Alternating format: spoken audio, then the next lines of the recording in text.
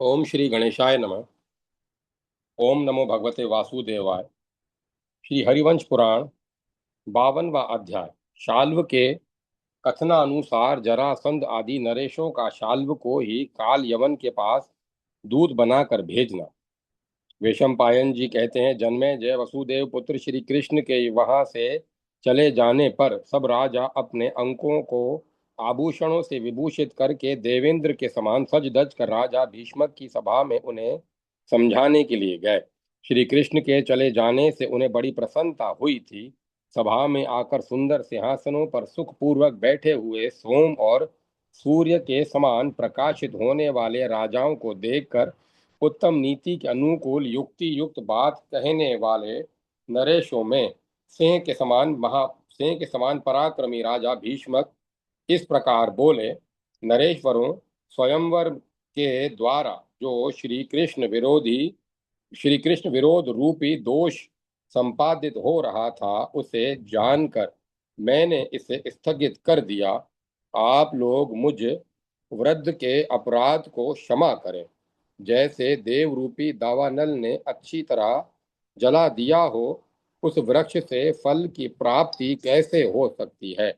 जिस स्वयंवर में भगवत विरोध की संभावना हो, वह सफल नहीं हो सकता। वेशंपायन जी कहते हैं, जन्मेजय ऐसा कहकर भीष्मक ने उन सब राजाओं का विधि पूर्वक सत्कार करके उन्हें विदा कर दिया। उनमें से कोई मध्य देश के थे, कोई पूर्व पश्चिम और उत्तर भारत के। उन सब को उन्होंने सादर विदा किया। वे सब महाधनुर्धर नरेश भी प्रसन्न चित्त होकर राजा का यथा योग्य सम्मान करके अपने अपने स्थान को चले गए। जरासंध, सुनित, पराक्रमी दंत वक्त्र, सोबपति, शाल्व, राजा महाकृम, कृत और केशिक आदि श्रेष्ठ कुल के नरेश, राज ऋषि वेणुदारी तथा काश्मीर नरेश ये एवं दूसरे बहुत ही दाक्षिणात्य नरपाल राजा भीष्मक की एकांत वार्ता सुनने की इच्छा से उनके पास ही ठहर गए। उन सब को देखकर बलवान राजाधिराज राजा भीष्मक ने स्नेहपूर्ण हृदय से वहां खड़े हुए उन भूपालों के प्रति स्निग्ध एवं गंभीर वाणी में धर्म, अर्थ और काम से युक्त मधुर संधि विग्रह आदि 6 गुणों से अलंकृत शुभ एवं नीति संपन्न बात कही। भीष्मक बोले, राजाओं, आप सब पृथ्वीपति की ओर देखकर और आपके द्वारा कहे गए नीति युक्त वचन को सुनकर मैंने ऐसा कार्य किया है। आप सब लोग सत्पुरुष हैं, अतः मेरे इस बर्ताव को क्षमा पूर्वक सह लेंगे। हम अपने को सदा अपराधी हम अपने को सदा अपराधी मानते हैं।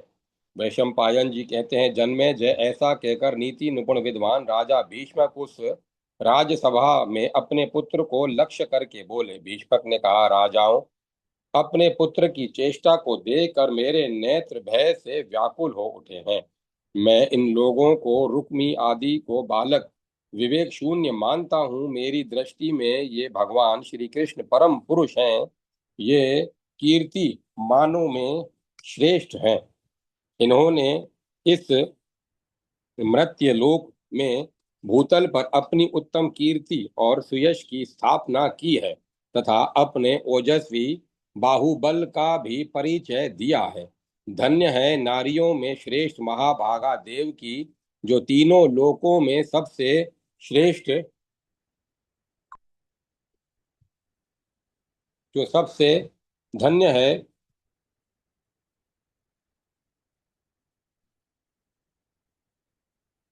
नारियों में श्रेष्ठ महाभागा देव की, जो तीनों लोकों में सबसे श्रेष्ठ शोभा के पुंज देव पूजित कमल दल लोचन केशव कृष्ण को पुत्र रूप से गर्भ में रखकर जन्म देने के पश्चात सदा स्नेहपूर्ण नेत्रों से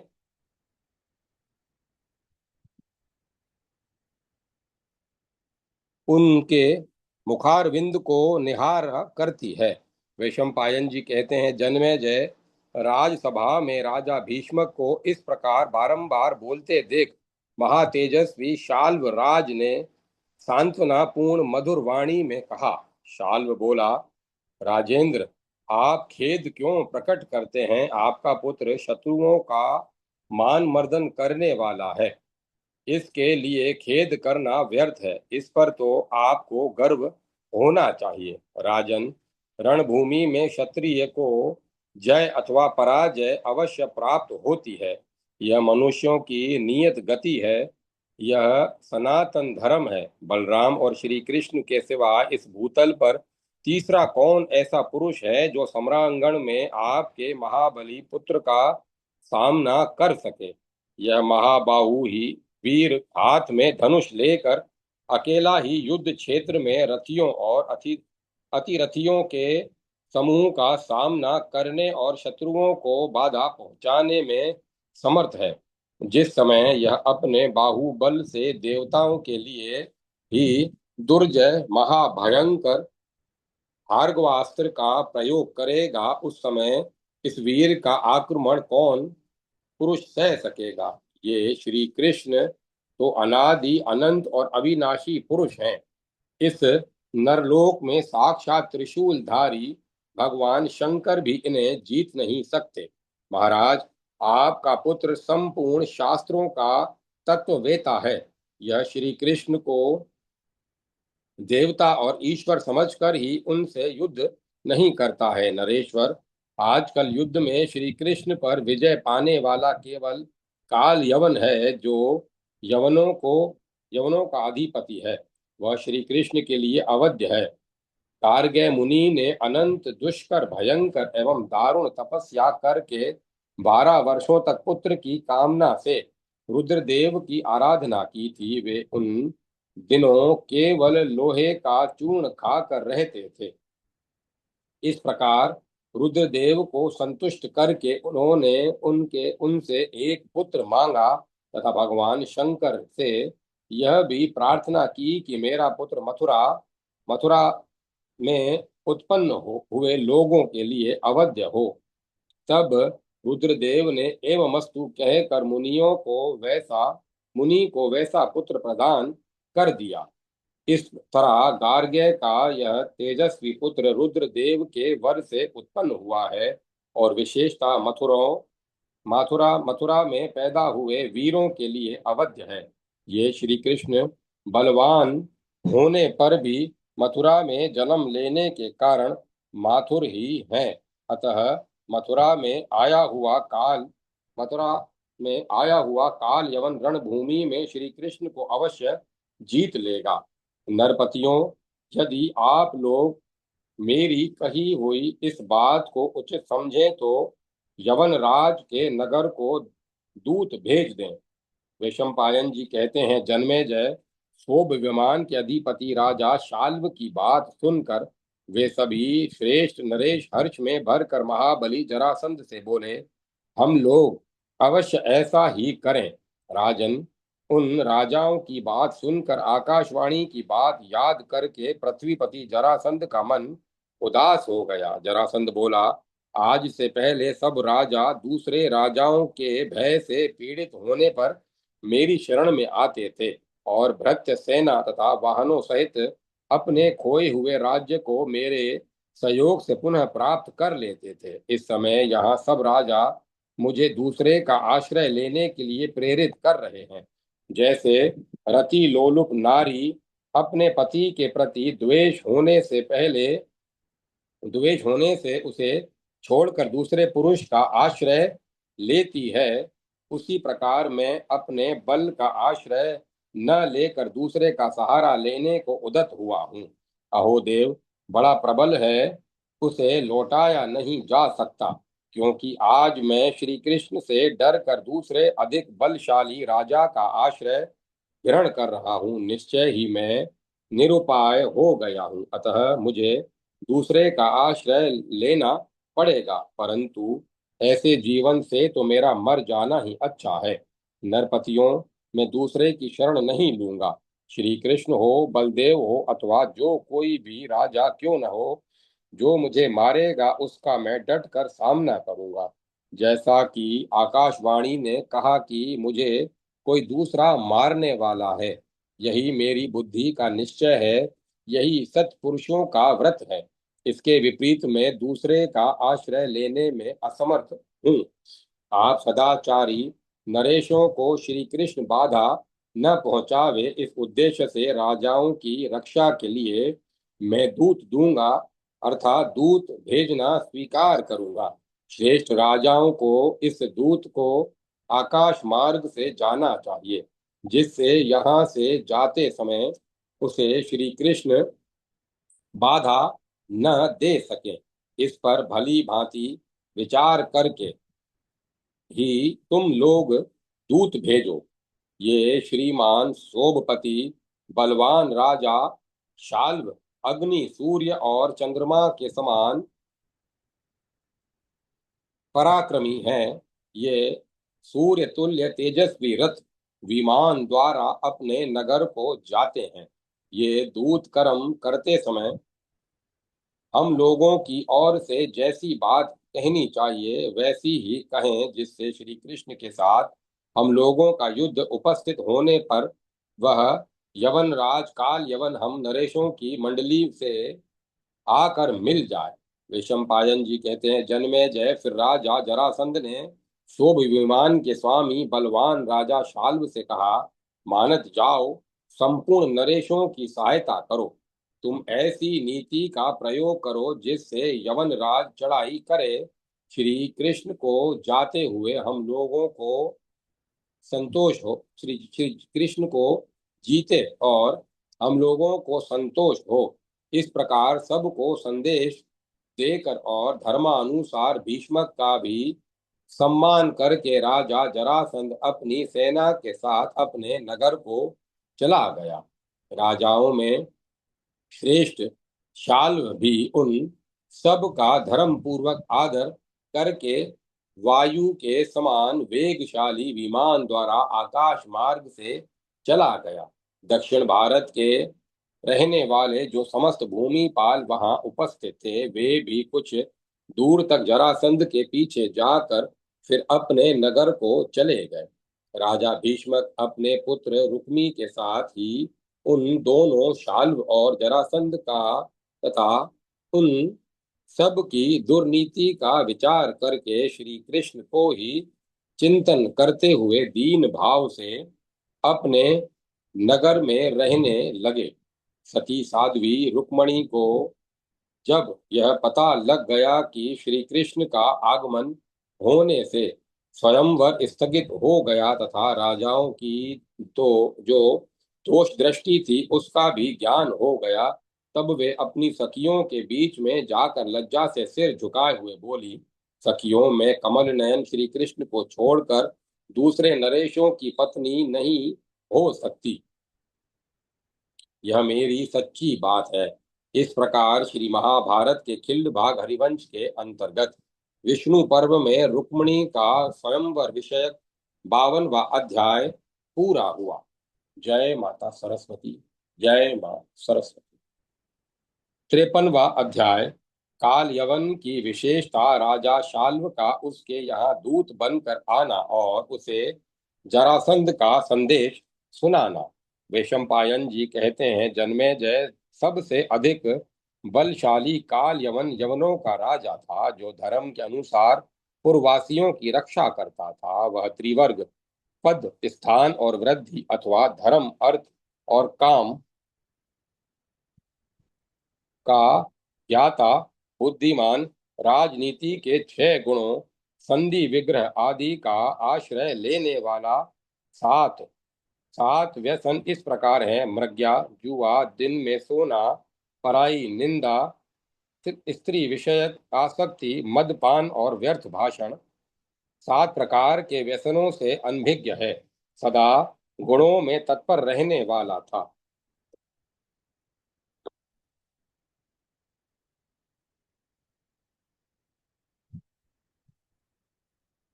विद विद्यावान, धर्मशील, सत्यवादी, जितेंद्रिय, युद्ध विधि का ज्ञाता तथा दुर्लभ लाभ का अनुसरण करने वाला था। उसके समान बलवान दूसरा कोई नहीं था। वह शूरवीर और श्रेष्ठ मंत्रियों का सेवन करने वाला था। एक दिन जब वह मंत्रियों से घिरा हुआ अपनी रमणीय सभा में सुखपूर्वक बैठा था, आत्मज्ञ एवं विद्वान यवन उसकी सेवा में उपस्थित थे और उनमें परस्पर नाना प्रकार की दिव्य कथाएं हो रही थी। इसी समय दिव्य सुगंध लेकर मंद मंद वायु बहने लगी। वह सुखद एवं शीतल वायु उन सब के काम भाव को जागृत करने लगी। उस समय सभा में जो लोग आए थे वे सभी एक चित्त होकर उस यह जिज्ञासा करने लगे कि यह क्या है। उस सबके नेत्र आश्चर्य से खिल उठे थे। राजा काल यवन भी यह अद्भुत बात देखकर प्रभावित हुए बिना नहीं रह सके।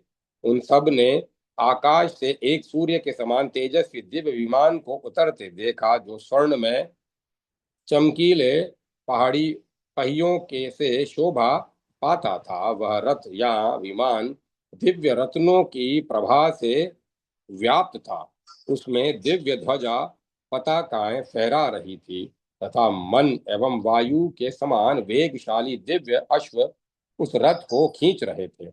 विश्वकर्मा ने चंद्रमा और सूर्य के बिंब बनाकर जाम्बू नद नामक स्वर्ण से उस रथ का निर्माण किया था। वह चारों ओर से उत्तम व्याघ्र चर्म द्वारा मढ़ा हुआ था। वह रथ शत्रुओं के मन में त्रास उत्पन्न करने वाला और मित्रों का हर्ष बढ़ाने वाला था।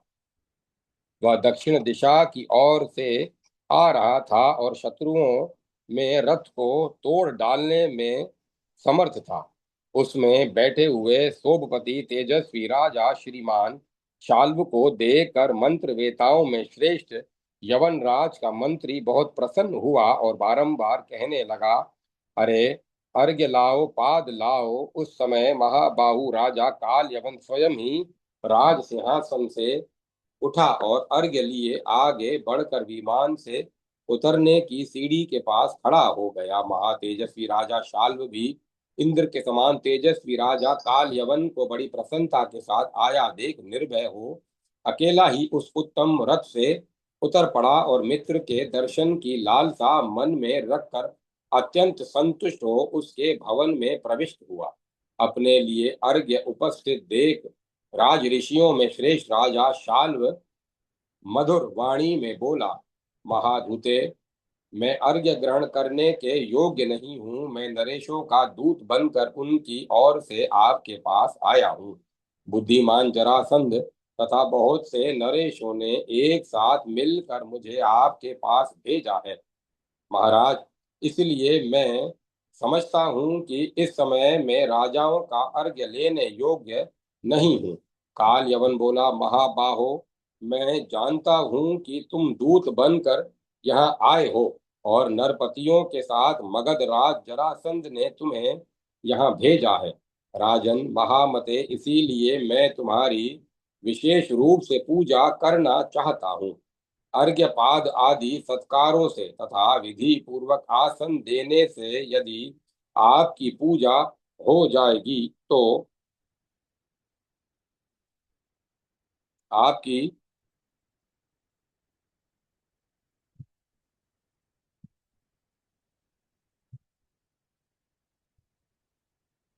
तो उसके द्वारा समस्त राजाओं का पूजन संपन्न हो जाएगा। अतः ज्ञानी जनेश्वर, अब मेरे साथ उज्जवल सिंहासन पर विराजमान होइए। वैशंपायन जी कहते हैं, जन्मेजय, काल यवन ने शाल्व से हाथ मिलाकर उसका कुशल मंगल पूछा। फिर दोनों एक दूसरे सिंहासन पर साथ साथ सुखपूर्वक बैठे। उस समय काल यवन ने कहा, राजन, जिनके बाहुबल का सहारा लेकर हम सब नरेश उसी प्रकार निर्भय रहते हैं, जैसे देवता शचीपति इंद्र का सहारा लेकर भय से मुक्त हो जाते हैं, उन्हीं महाराज जरासंध के लिए कौन सा कार्य असाध्य हो गया है जिससे उन्होंने मेरे पास आपको भेजा है। उन्होंने क्या कहा है, यह सच सच बताइए। वे प्रभु मेरे लिए क्या आज्ञा देते हैं, मैं उनकी आज्ञा का पालन करूंगा। उनके कहने से अत्यंत दुष्कर कर्म भी कर सकता हूँ।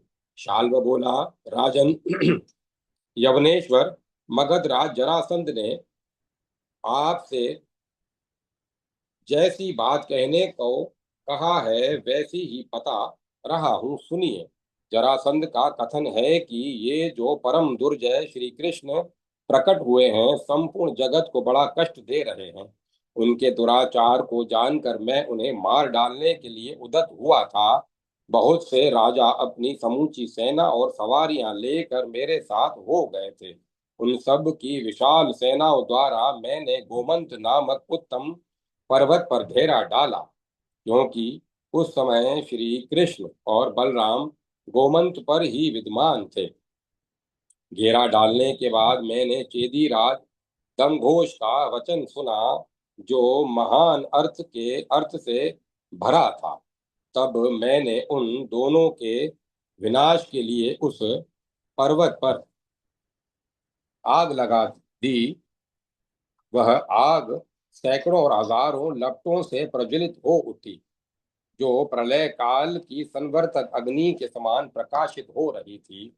उस आग को देखकर स्वर्ण में काल ध्वज धारण करने वाले बलराम पर्वत के शिखर से कूद पड़े और समुद्र जैसी प्रतीत होने वाली उस विशाल सेना के मध्य भाग में पहुंचकर हाथी, घोड़े, रथ और पैदलों का संहार करने लगे। उस समय उन्हें पराजित करना अत्यंत कठिन हो गया था। उन्होंने सर्पराज के समान सरकते हुए हल का आकर्षण और विकर्षण करके, अर्थात उस हल द्वारा शत्रु सैनिकों को धकेलते और खींचते हुए बहुत से मनुष्यों, घोड़ों और हाथियों को मूसल से मार डाला। वे हाथी से हाथी को, रथ से रथी योद्धा को, घोड़े से घुड़सवार को और पैदल से पैदल सिपाही को मौत के घाट उतार देते थे।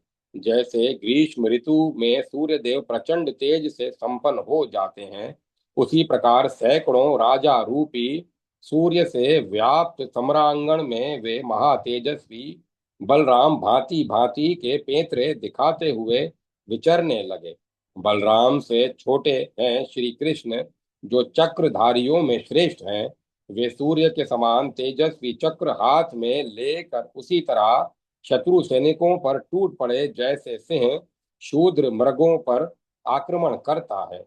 महापराक्रमी प्रतापी यदुवीर श्री कृष्ण अपने पैरों के वेग से उस पर्वत को हिलाकर जब ऊंचे शिखर से शत्रुओं की सेना में कूदे, तब उस समय वह शैलराज नाचता सा प्रतीत होता था। वह अपने ही अवयवों से निकली हुई जलधारा से नहा उठा और सारी आग को बुझाकर चक्कर काटता सा कुछ दूर तक पृथ्वी में धंस गया। राजन, पर्वत के जलते हुए शिखरों से नीचे कूदकर श्री कृष्ण ने चक्र युक्त हाथ से राजाओं की सेना का संहार आरंभ किया।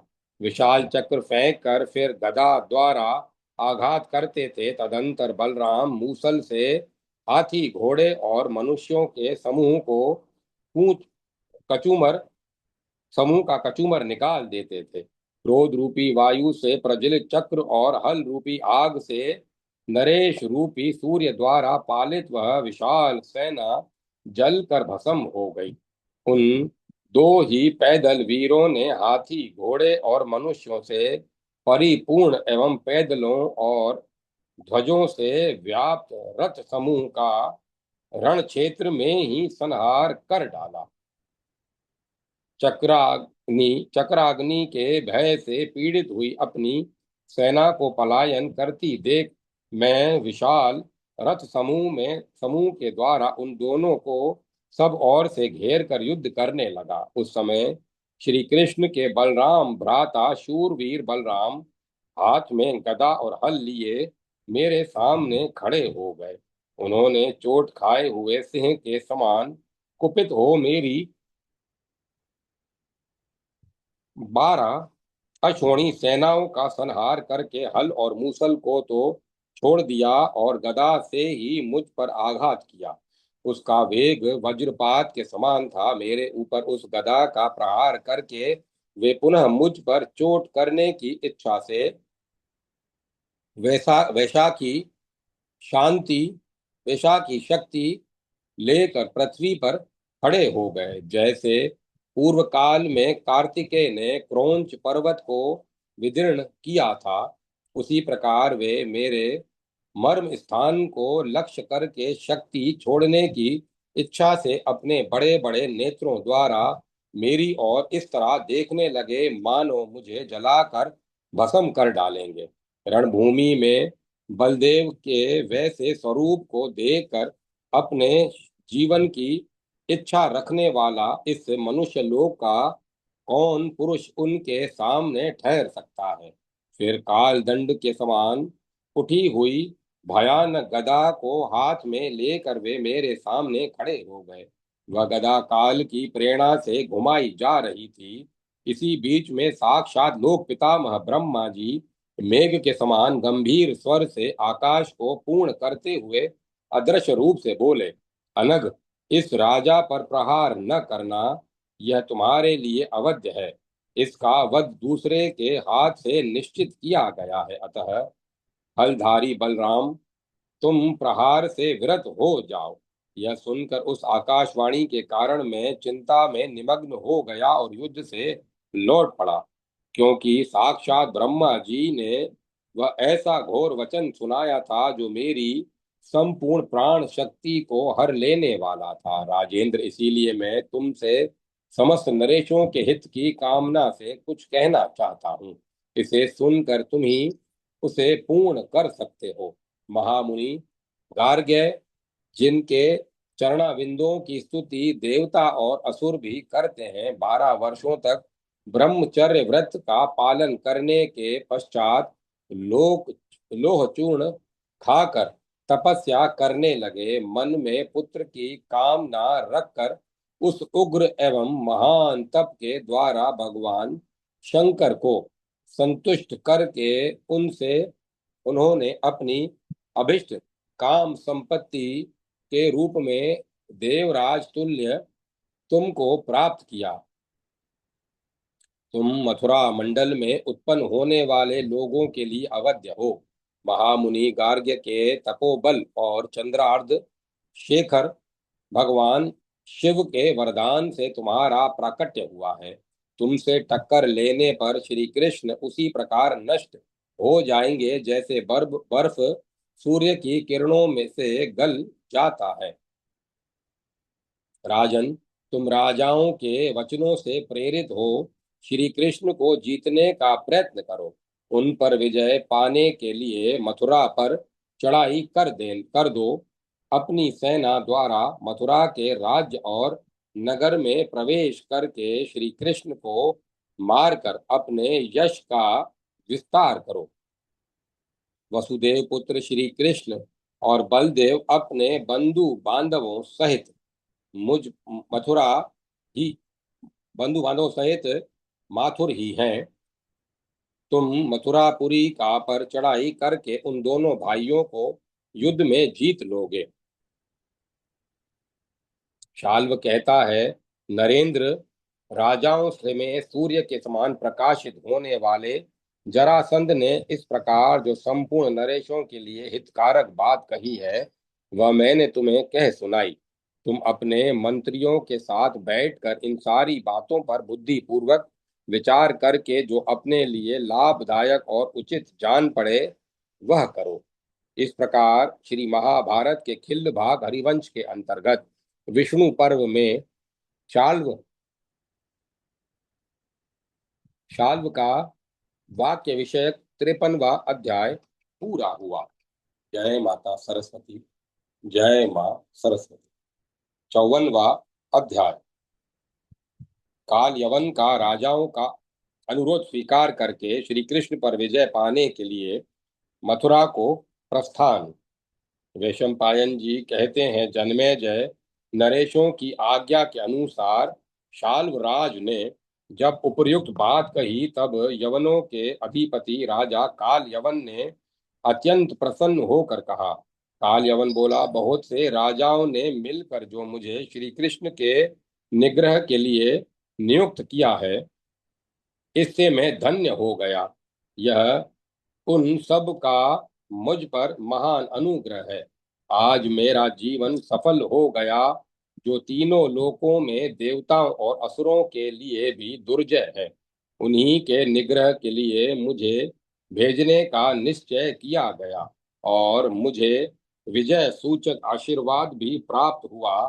हर्ष में भरे हुए उन राजसिंहों ने यदि मेरी विजय का निश्चय किया है, तो उनके वचना अमृत की वर्षा से मेरी जीत अवश्य होगी। राजेंद्र, मैं नृप श्रेष्ठ जरासंध के कथना अनुसार उन राजाओं के वचन का पालन अवश्य करूंगा। इस युद्ध में यदि मेरी पराजय भी हुई, तो वह मेरे लिए विजय के ही समान होगी। राजन, मैं आज ही तिथि, नक्षत्र, मुहूर्त और करण को शुभ मानकर श्री कृष्ण को युद्ध में जीतने के लिए आज ही मथुरा को प्रस्थान करूंगा। वैशंपायन जी कहते हैं, जन्मेजय, शोभ विमान के अधिपति बलवान राजा शाल्व ने ऐसा कहकर काल यवन ने बहुमूल्य मणि में आभूषणों द्वारा उसका यथोचित सत्कार किया। राजेंद्र, तत्पश्चात उस राजा ने सिद्धि सूचक आशीर्वाद प्राप्त करने के लिए ब्राह्मणों को धन दान दिया और बहुत पुरोहित को बहुत सा धन अर्पित किया। तदंतर विधि पूर्वक अग्नि में आहुति करके यात्रा कालिक मंगलाचार संपन्न करने के पश्चात राजा काल यवन ने जनार्दन श्री कृष्ण पर भली भांति विजय पाने के लिए वहां से प्रस्थान किया। भरत श्रेष्ठ, इधर राजा शाल्व भी कृतार्थ एवं प्रसन्नचित हो वन यवन राज को हृदय से लगाकर अपने नगर को चला गया। इस प्रकार श्री महाभारत के खिल्ल भाग हरिवंश के अंतर्गत विष्णु पर्व में काल यवन का वाक्य विषय 54वां अध्याय पूरा हुआ। जय माता सरस्वती। जय मां सरस्वती। 55वां अध्याय।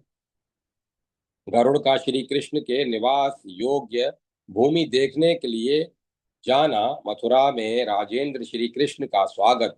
श्री कृष्ण द्वारा राजा उग्रसेन तथा मथुरा वासियों का सत्कार एवं गरुड़ का लौटकर स्थली में विषय कुश स्थली के विषय में बताना। जन्मेजय ने पूछा, इंद्र के तुल्य पराक्रमी भगवान श्री कृष्ण जब विदर्भ नगर से मथुरा को गए, उस समय अपने साथ गरुड़ को क्यों ले गए और गरुड़ ने वहां जाकर कौन सा कार्य संपन्न किया? महामुने ब्रह्मन भगवान श्री कृष्ण महाबली गरुड़ पर आरूढ़ क्यों नहीं हुए, यह मेरा संशय है। आप इसका ठीक ठीक समाधान करें। वैशंपायन जी कहते हैं, राजन, महातेजस्वी विंता नंदन गरुड़ ने विदर्भ नगर में जाकर ऐसा कार्य किया था जो मानवीय शक्ति से परे की वस्तु है। प्रभो, मधुसूदन श्री कृष्ण विदर्भ नगर से चलकर अभी मार्ग में ही थे, मथुरापुरी नहीं पहुंचे थे। तभी महातेजस्वी गरुड़ ने मन ही मन विचार किया कि देवादिदेव श्री हरि ने सब राजाओं के सामने जो कहा था कि मैं भोजराज उग्रसेन के द्वारा पालित रमणीय नगरी मथुरा को जाऊंगा, उनके उस कथन के अंत में चलूंगा, यह कहकर मैंने भी चलना स्वीकार कर लिया था। यही सोचते हुए गरुड़ को एक कार्य सूझ गया और उन तेजस्वी पक्षीराज ने दोनों हाथ जोड़कर भगवान को प्रणाम करके इस प्रकार कहा। गरुड़ बोले, देव, मैं राजा रेवत की कुश स्थली नगरी को जाऊंगा। वहां रमणीय रेवत गिरी है, जहां नंदन के समान मनोहर वन है। रुक्मी ने पर्वत और समुद्र तट का आश्रय लेकर बसी हुई उस रमणीय नगरी को उजाड़ दिया है। वहां हरे भरे वृक्ष, गुल्म और लताएं फैली हुई हैं। फूलों के पराग उसकी शोभा बढ़ाते हैं। वहां हाथी और सर्प भरे हुए हैं। रीछ तथा वानर उसका सेवन करते हैं।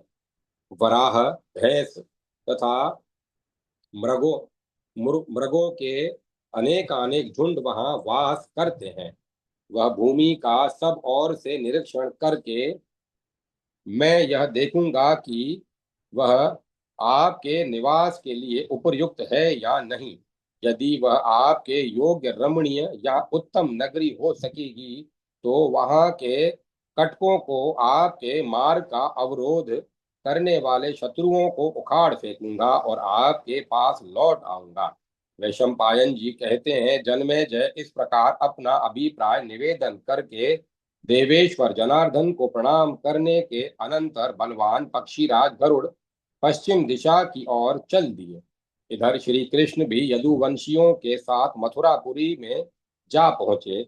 उस समय राजा उग्रसेन, नर्तकियों तथा मथुरा के नागरिकों सब ने आगे बढ़कर हुष्ट पुष्ट मनुष्यों के साथ आए हुए श्री कृष्ण का स्वागत सत्कार किया। जन्मेजय ने पूछा, बहुत से राजाओं ने मिलकर श्री कृष्ण का राजेंद्र पद पर अभिषेक किया है, यह समाचार सुनकर महाबाहु राजा उग्रसेन ने क्या किया? वैशंपायन जी ने कहा, बहुत से श्रेष्ठ नरेशों ने मिलकर श्री कृष्ण का राजेंद्र के पद पर अभिषेक किया है। इंद्र का अभिप्राय निवेदन करने के लिए चित्रांगद दूत बनकर आए थे।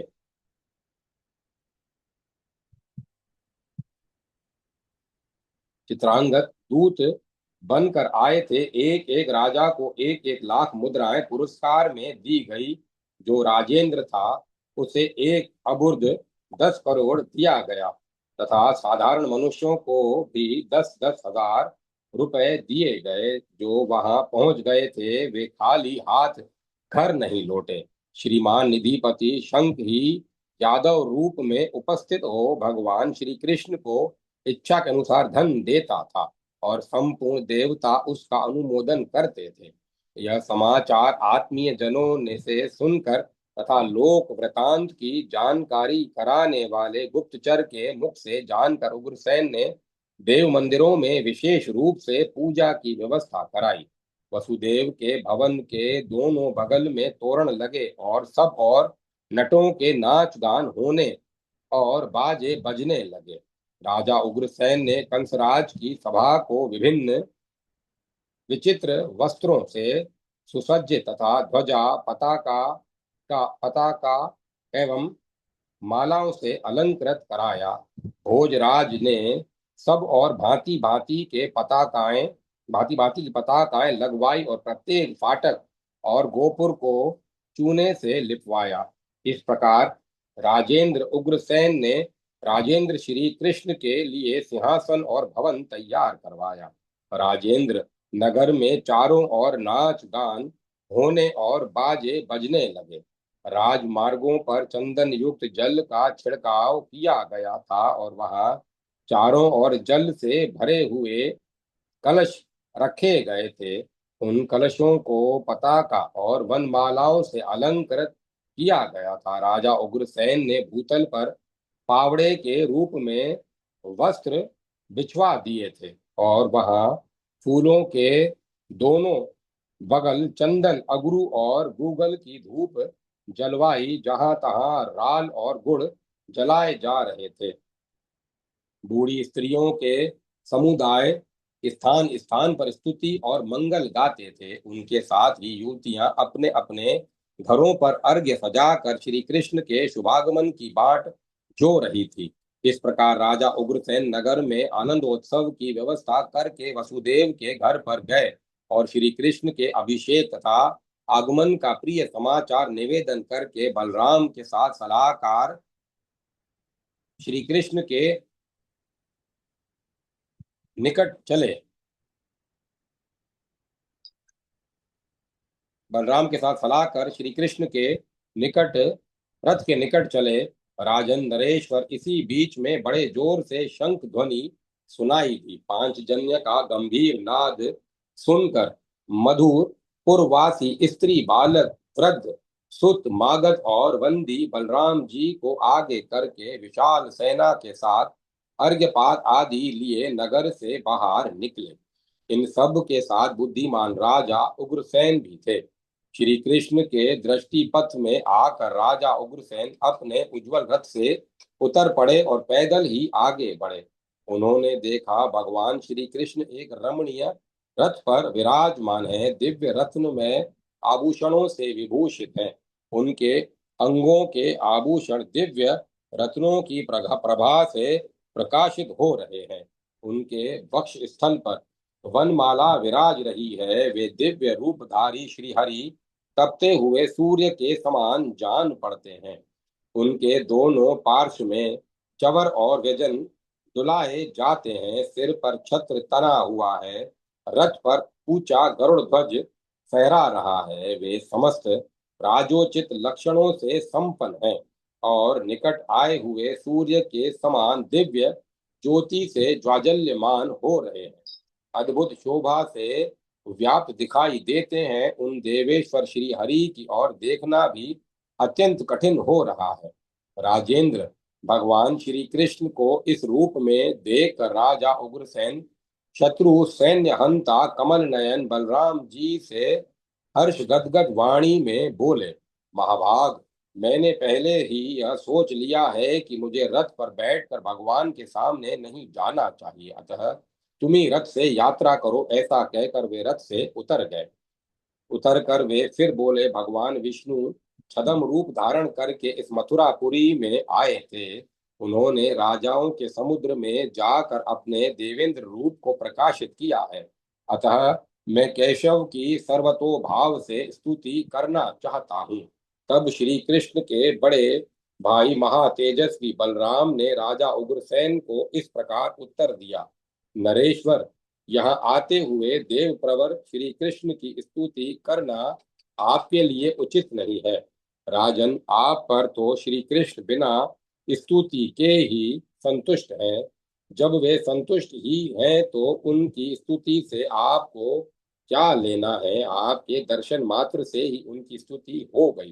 राजन, श्री कृष्ण राजेंद्र का पद पाकर आपके घर आ रहे हैं, इसीलिए आप आ, अमान अमानुषिक दिव्य स्तुतियों द्वारा उनकी स्तुति करें। यह आपके लिए उचित नहीं है। इस तरह बातचीत करते हुए वे दोनों श्री कृष्ण के निकट जा पहुंचे। राजा उग्रसेन को हाथ में अर्घ्य लिए खड़ा देख वक्ताओं में श्रेष्ठ श्री कृष्ण अपने उत्तम रथ को ठहराकर उनसे इस प्रकार बोले, मथुरा फतेह, मैंने जो आपका इसीलिए अभिषेक किया था कि आप मथुरा राज्य के स्वामी हो, उसे आप स्वयं ही मटियामेट कर दें। यह आपके लिए उचित नहीं है। राजन, मैंने आपको अर्घ्यपाद और आचमनीय निवेदन किया है, अतः आप मुझे ये सब वस्तुएं न दें, यही मेरे मन को प्रिय है। नरेश्वर, मैं आपके मनोभाव को जानकर कहता हूँ, आप ही मथुरा के राजा हैं और रहेंगे। इसे अन्यथा करना आपके लिए उचित नहीं है। महाराज, मैं आपको पुरस्कार के रूप में नियत धन का भाग अर्पित करूंगा, जैसे अन्य सब राजाओं को दिया गया है वैसे आपके लिए भी सामने रखा हुआ है। वस्त्र और आभूषण छोड़कर केवल 1 लाख स्वर्ण दिनार आपके हिस्से में अर्पित हैं। अब आप इस स्वर्ण भूषित शुभ्र रथ पर आरूढ़ होइए। महाभाग मनुजेश्वर, चवर व्यजन छत्र ध्वज और दिव्य आभूषणों सहित सूर्य के समान प्रकाशमान मुकुट धारण कीजिए। साथ ही इस पुरी का पालन करते रहिए। आप पुत्रों और पोत्रों के साथ आनंदित रहकर मथुरापुरी का पालन कीजिए। शत्रु गणों को पराजित करके भोजवंश को बढ़ाइए। वज्रधारी इंद्र ने शूरसेन के कुल के में उत्पन्न हुए देवताओं के भी देवता सब के आदि कारण शेष स्वरूप बलराम जी के लिए दिव्य वस्त्र और आभूषण भेजा है। मथुरा के सभी नागरिकों के लिए पृथक पृथक 10-10 दिनार, 1,000 स्वर्ण मुद्राओं का 1 दिनार होता है। इसके अनुसार मथुरा के प्रत्येक नागरिक को 10-10 हजार स्वर्ण मुद्राएं अर्पित की गई।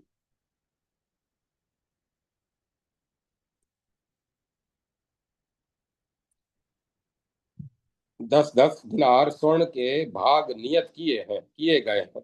सुत मागध और वंदी जनों में से एक एक को 1,000 दिनार प्राप्त होंगे। मंगल गाने वाली बूढ़ी स्त्रियां तथा नर्तकियों को 100-100 दिनार दिए जाएंगे। विक्रदु आदि जो प्रमुख यादव राजा उग्रसेन के साथ रहते हैं, उनमें से प्रत्येक का भाग इंद्र ने 10-10 हजार दिनार नियत किया है। वैशंपायन जी कहते हैं, जन्मेजय, इस प्रकार मथुरा वासियों की सेना के मुहाने पर राजा उग्रसेन का सम्मान करके भगवान मधुसूदन ने सारी मथुरा को महान आनंद से परिपूर्ण करते हुए उसमें प्रवेश किया। जैसे स्वर्ग में देवता शोभा पाते हैं, उसी प्रकार मथुरा में भगवान श्री कृष्ण और वहां के नागरिक दिव्य आभूषणों, दिव्य पुष्पों की मालाओं तथा दिव्य वस्त्र एवं चंदनों से अलंकृत हो सब और प्रकाशित हो रहे हैं। भेरी, पटा, शंख और दुंदुभी आदि वाद्यों की ध्वनि के साथ हाथियों के चिंगाड़ने, घोड़ों के हींसने, शूरवीरों के सहनाद करने तथा रथ के पहियों की गड़गड़ाहट होने से जो सम्मिलित महान शब्द होता था, वह आकाश में मेघों की गर्जना के समान प्रतीत होता था। बंदी जन भगवान की स्तुति करते थे और प्रजा वर्ग के लोग उनके चरणों में मस्तक झुकाते थे। उस समय धन का अनंत दान करके भी श्री हरि को कोई विस्मय या गर्व नहीं हुआ। एक तो स्वभाव से ही उनका ऊंचा भाव था, वे उससे पहले उसकी अपेक्षा भी अधिक धन का दान देख चुके थे और स्वाभाविक भी ही उन्हें अहंकार छू नहीं रहा था। इसीलिए उनको विस्मय या गर्व नहीं हुआ। अपने इस शरीर से प्रकाशित होते हुए सूर्य तुल्य तेजस्वी भगवान श्री कृष्ण को आते देख मथुरावासी स्त्रियां पग पग पर उन्हें नमस्कार करती थी। उस समय मथुरावासी आपस में इस प्रकार कहते थे, ये ही क्षीर समुद्र में निवास करने वाले श्रीमान भगवान नारायण हैं, जो इस समय शेषशय्या का परित्याग करके मथुरा पुरी में आ गए हैं। इन्होंने देवताओं के लिए भी दुर्जय महापराक्रमी राजा बलि को बांधकर वज्रधारी इंद्र को त्रिलोकी का राज्य दे दिया था। इन केशनी सुदन केशव ने समस्त दैत्य समूहों का वध करके बलवानों में श्रेष्ठ कंस को मारकर मथुरा का राज्य भोजराज उग्रसेन को दे दिया, किंतु न तो स्वयं ये राज्य पर अभिषिक्त हुए और न राजा के सिंहासन पर ही बैठे। इस समय राजेंद्र पद प्राप्त करके ये मथुरा में प्रविष्ट हुए हैं। इस प्रकार आपस में कही गई पूर्ववासियों की बातें सुनकर सूत, मादक, मागध और बंदी जनों के प्रधान लोग इस प्रकार कहने लगे, गुण सागर, हम मनुष्यों को मिली हुई एक जीवा के द्वारा आपके गुणों का प्रभाव, उत्साह और प्राकट्य कैसे बता सकते हैं। देव, कदाचित पाताल लोक में रहने वाले सर्प शरीरधारी देवराज बुद्धिमान वासुकी शेष अपनी 2,000 जीवाओं द्वारा आपके गुण प्रभाव का वर्णन कर सकेंगे। इस भूतल पर या जगत में नरेशों के लिए कभी इंद्रलोक से सिंहासन आया हो, यह अद्भुत बात न कभी हुई थी और न भविष्य में कभी होने वाली है, किंतु आपने इस असंभव को भी संभव कर दिखाया। स्वर्ग से सभा भवन का उतरना और आकाश में दिव्य कलशों का प्रकट होकर स्वयं ही अभिषेक करना न तो किसी ने देखा था और न कभी सुनने में ही आया था। इसीलिए हम इस घटना को अद्भुत मानते हैं। युवतियों में श्रेष्ठ महाभागा देवी धन्य है, जिन्होंने आप देव प्रवर केशव को गर्भ में धारण करने का महान सौभाग्य प्राप्त किया और अब वे अपने स्नेहपूर्ण नेत्रों से आपके श्याम सुंदर कमल नयन शोभा धाम देव पूजित मुखारविंद को निहारा करती है। ऐसी बातें कहने वाले सुत, मागध और बंदियों के पृथक पृथक वचनों को सुनते हुए दोनों भाई बलराम और श्री कृष्ण उग्रसेन को आगे करके नगर की चार दीवारी के दरवाजे पर आ पहुंचे। उस समय बुद्धिमान राजा उग्रसेन ने भगवान श्री कृष्ण के रथ के आगे खड़ा होकर कहा, पाद लाओ, पाद लाओ। फिर स्वयं ही पाद अर्घ्य और आचमन देकर उनका पूजन किया। तत्पश्चात श्री कृष्ण को सिर से प्रणाम करके वे पराक्रमी राजा उग्रसेन हाथी पर चढ़ गए और जैसे मेघ पानी की धारा गिराता है उसी प्रकार वे स्वर्ण में जल की वर्षा करने लगे। उस वर्षा के साथ ही श्री कृष्ण अपने पिता के घर जा पहुंचे। वहां श्रीमान मथुरा नरेश उग्रसेन ने मधुसूदन श्री कृष्ण से कहा, प्रभो, आपने राजेंद्र का पद प्राप्त किया है, अतः आपके लिए यही उचित है कि आप देवराज इंद्र के दिए हुए सिंहासन को इस राजमहल में स्थापित करें। भगवान, आप ही मथुरा के स्वामी हैं। आपने यहाँ की राजसभा को अपनी भुजाओं के बल से प्राप्त किया है।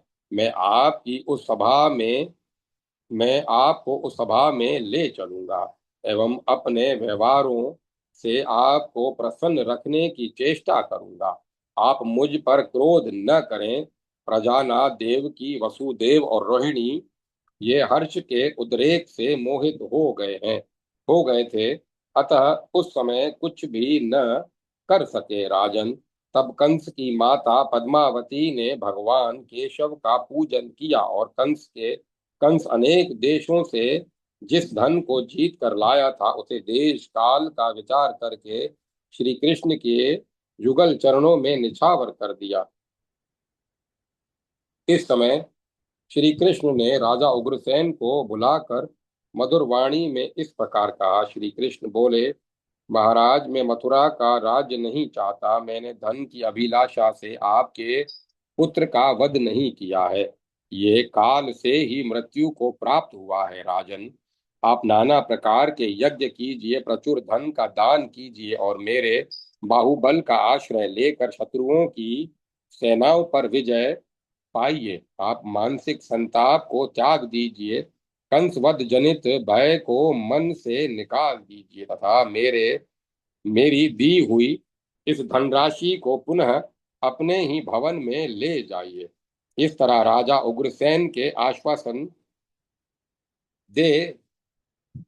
उग्रसेन को आश्वासन दे श्रीमान श्री कृष्ण हलधर के साथ माता पिता के पास गए। वहां उन दोनों महाबली वीरों ने आनंद पूर्ण हृदय से विनीत होकर माता पिता के चरणों में नमस्कार किया। उस मुहूर्त में मथुरा नगरी ऐसी जान पड़ती थी मानो अमरावतीपुरी स्वर्गलोक का परित्याग करके भूतल पर उतर आई हो। वसुदेव के घर की ओर देखकर पुरवासी अपने मन में सोचने लगे कि यह भूलोक नहीं देवलोक है। उस समय रानी सहित मथुरा नरेश को विदा करके दोनों वीर बलराम और श्री कृष्ण वसुदेव के घर में प्रविष्ट हुए और अस्त्र शस्त्र रखकर अपने घर में इच्छा अनुसार विचरने लगे। तदंतर नित्य कर्म करके सुख पूर्वक बैठकर जब वे दोनों बातचीत करने लगे उसी समय वहां महान उत्पात प्रकट हुआ। आकाश में बादल चक्कर काटने लगे, पृथ्वी पर पर्वत हिलने लगे, सारे समुद्र क्षुब्ध हो उठे और सर्पों में श्रेष्ठ शेषनाग भी चकरा गए। समस्त यादव कंपित हो औंधे मुंह पृथ्वी पर गिर पड़े। उनका उन सब को गिरा हुआ देखकर भी बलराम और श्री कृष्ण विचलित नहीं हुए। पांखों से उठी हुई प्रचंड वायु के द्वारा उन्हें यह पता लग गया कि पक्षियों में श्रेष्ठ गरुड़ आ रहे हैं। इतने में ही श्री कृष्ण ने देखा गरुड़ जी आ गए। वे दिव्य पुष्पों के हार और दिव्य चंदन से अलंकृत थे। उन्होंने सिर झुकाकर उन दोनों भाइयों को प्रणाम किया। फिर वे सौम्य रूप धारण करके एक आसन पर बैठ गए। अपने समर सचिव धैर्यवान गरुड़ को आया देख बलि को बांधने वाले भगवान श्री कृष्ण इस प्रकार बोले, पक्षियों में श्रेष्ठ गरुड़ द्वारा स्वागत है। पक्षियों में से गरुड़ तुम्हारा स्वागत है। देव सेना के शत्रुओं को कुचल देने वाले पक्षीराज तुम्हारा स्वागत है। विंता के हृदय को आनंद देने वाले केशव प्रिय गरुड़, तुम्हारा स्वागत है।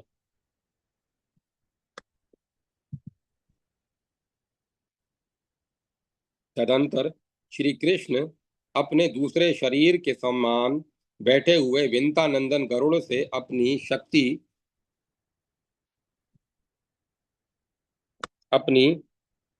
शक्ति के अनुरूप वाणी द्वारा इस प्रकार बोले। श्री कृष्ण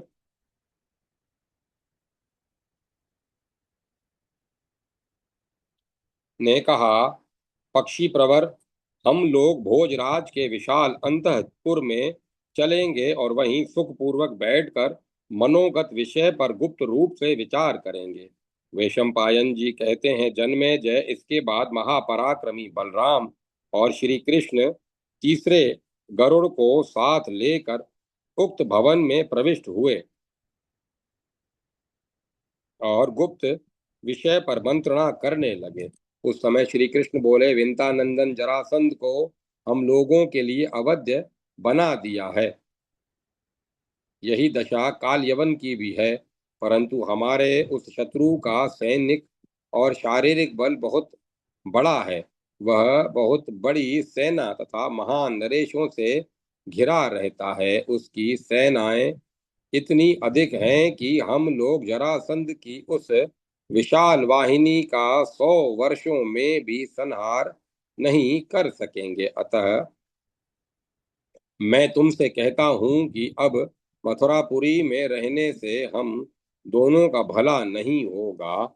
मेरा तो ऐसा ही विश्वास है। गरुड़ बोले, देव, आप देवताओं के भी देवता हैं। आपको नमस्कार करके मैं आपके निकट से आप ही के रहने योग्य निवास भूमि का निरीक्षण करने के लिए कुश स्थली की ओर चला गया था।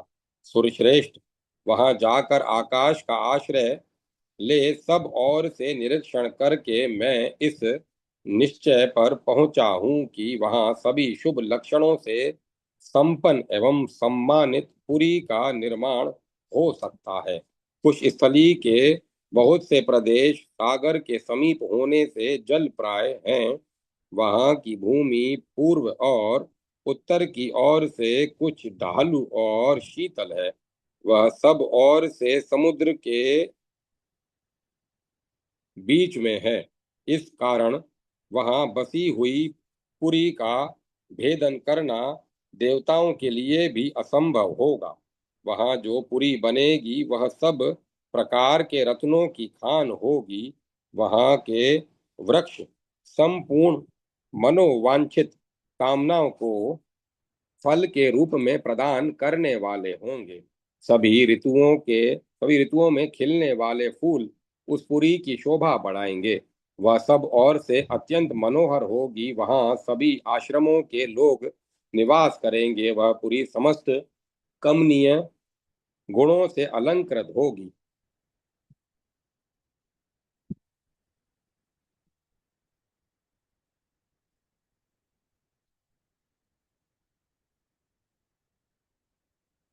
असंख्य नर नारियों से भरी रहकर सदा ही आमोद प्रमोद को बढ़ाने वाली होगी। वह नगरी परकोटों, खाइयों, गोपुरों और अट्टालिकाओं की पंक्तियों से सुशोभित होगी। उसकी सड़कें और चौराहे अद्भुत शोभा से संपन्न होंगे। उस पुरी के द्वार और फाटक बहुत बड़े बड़े होंगे। विचित्र विचित्र यंत्रों और अर्गलाओं से वह संपन्न होगी। सोने की चार दीवारी उसकी शोभा बढ़ाएगी। हाथी, घोड़े, मनुष्य और रथों की सेना से वह पुरी व्याप्त रहेगी। विभिन्न दिशाओं और देशों के लोगों तथा वहां उत्पन्न हुए पदार्थों से वह भरी होगी। दिव्य पुष्प और फल देने वाले देव वृक्ष उसकी शोभा बढ़ाएंगे। वह नगरी ध्वजा पताकाओं की पंक्तियों से अलंकृत तथा बड़े बड़े भवनों से सुशोभित होगी। शत्रु समूहों का भय और मित्रों का हर्ष बढ़ाती रहेगी। देव, अब तक नरेंद्र के जितने अधिवास हैं उन सब से वह पुरी अभिष्ट होगी। देवताओं का निवास स्थान जो गिरी श्रेष्ठ रेवतक है, उसको और वहां के नंदन वन सदृश दिव्य वन को अपने नगर द्वार का भूषण बनाइए। सुरश्रेष्ठ, ये वहीं चलकर आप निवास कीजिए।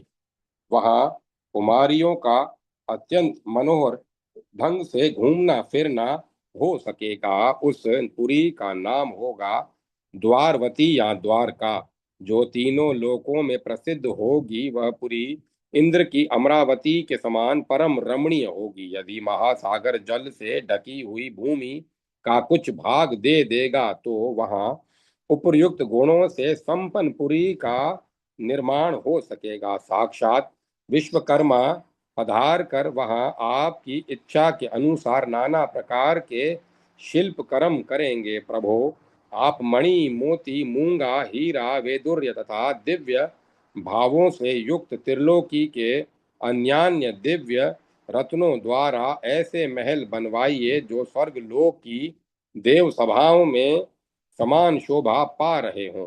उनमें सैकड़ों दिव्य खंभे लगे हों। वे महल सोने की ईंटों से बने हों और उन्हें सब प्रकार के रत्नों से विभूषित किया गया हो। वे शुभ्र प्रसाद दिव्य ध्वजा और पताकाओं से अलंकृत हो, चंद्रमा और सूर्य के समान प्रतीत होते हों और देव गंधर्व उनकी रक्षा में तत्पर रहें। वैशंपायन जी कहते हैं, जन्मेजय इस प्रकार श्री कृष्ण के प्रति अपना मनोभाव प्रकट करके विंता नंदन गरुड़ ने सिर झुकाकर उन दोनों भाइयों को प्रणाम किया। फिर वे अपने आसन पर बैठ गए। राजन, फिर बलराम सहित श्री कृष्ण ने भी गरुड़ की कही हुई हितकर बात पर विचार करके उसे प्रकाशित करने की इच्छा की और बहुमूल्य सुंदर आभूषणों द्वारा विंतानंदन गरुड़ का विधिवत सत्कार करके उन्हें विदा कर दिया। तत्पश्चात देवलोक में विहार करने वाले दो अमरों की भांति वे दोनों भाई मथुरा में सुख और आनंद के साथ रहने लगे। गरुड़ का यह वचन सुनकर महायशस्वी भोजराज उग्रसेन श्री कृष्ण से स्नेह और विश्वास पूर्वक या अमृत के समान मधुर वचन बोले। श्री कृष्ण, यदुकुल का आनंद बढ़ाने वाले महाबाहु श्री कृष्ण शत्रुसूदन, आज मैं तुमसे जो बात कहता हूं उसे सुनो। जैसे पतिहीन स्त्रियां कहीं सुख से नहीं रह सकती, उसी प्रकार तुमसे बिछड़कर हम समस्त यादव इस नगर या राज्य में सुख से नहीं रह सकते। दूसरों को मान देने वाले तात, हम तुमसे सनात होकर तुम्हारे बाहुबल का आश्रय ले नरेंद्रों की तो बात ही क्या है, इंद्र सहित संपूर्ण देवताओं से भी नहीं डरते हैं। यदुश्रेष्ठ, यादव प्रवर, तुम विजय के लिए जहां जहां जाओ वहां हम सबको साथ लिए चलो। राजा उग्रसेन की बात सुनकर देवकी नंदन भगवान श्री कृष्ण मुस्कुराकर बोले, राजन, अब आपकी जैसी इच्छा होगी वैसा ही करूंगा, इसमें संशय नहीं है। इस प्रकार श्री महाभारत के खिल भाग हरिवंश के अंतर्गत विष्णु पर्व में श्री कृष्ण का मथुरा गमन महोत्सव तथा उनके द्वारका जाने का संकेत नामक 55वां अध्याय पूरा हुआ। जय माता सरस्वती। जय मां सरस्वती।